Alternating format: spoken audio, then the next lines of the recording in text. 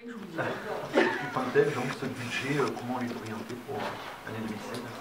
Alors, c'est un budget qui est évidemment très contraint au regard des modifications à la fois institutionnelles, hein, avec transfert de compétences, la loi NOTRe, fusion des communautés de communes, la nouvelle région. Donc on a quand même beaucoup de changements cette année auxquels on doit faire face.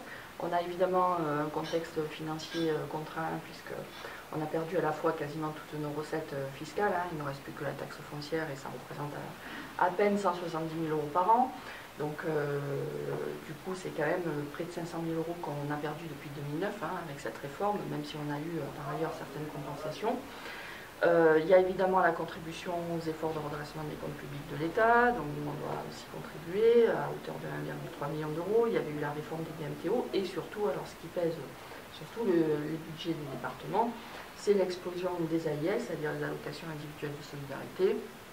Donc pour que vos auditeurs comprennent mieux, c'est tout ce qui concerne le RSA, l'APA et puis toutes les prestations pour les personnes handicapées. Donc malgré la compensation du gouvernement en 2012, il nous reste quand même pratiquement 7 millions à charge qui devraient relever de la solidarité nationale. Et c'était 12 auparavant, donc certes il y a eu un effort conséquent, mais on est encore loin de l'équilibre.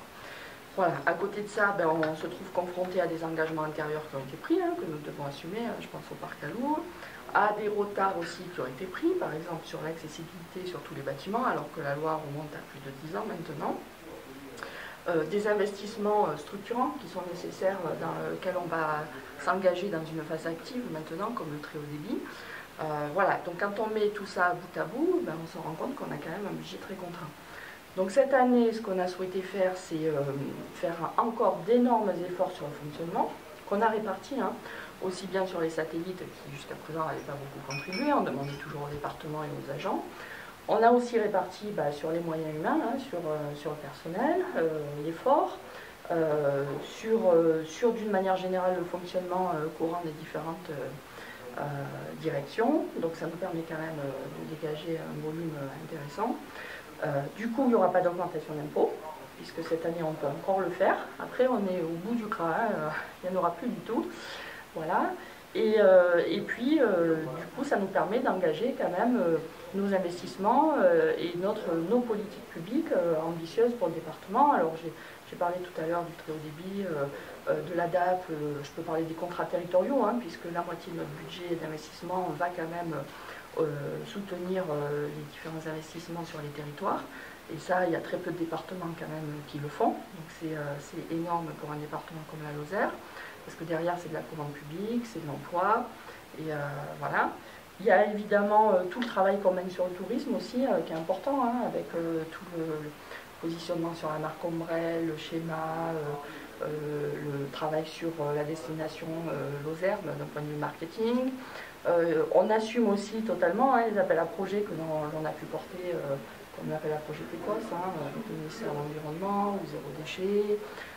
Voilà, donc une nouvelle politique pour la jeunesse. On fait face à toutes nos compétences obligatoires, hein, en termes de collège, d'action sociale. La loi sur le vieillissement qui va nous tomber dessus aussi, qui est en discussion au Parlement, et on attend les décrets cet été.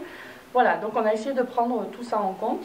La question de la mobilité, alors c'est vrai qu'on travaille sur les aires de covoiturage, c'est une compétence que l'on va perdre au profit de la région, mais on écrit notre schéma de manière à pouvoir dire à la région quels sont nos besoins, et on réfléchit vraiment sur des lignes régulières, sur des lignes estivales pour l'été.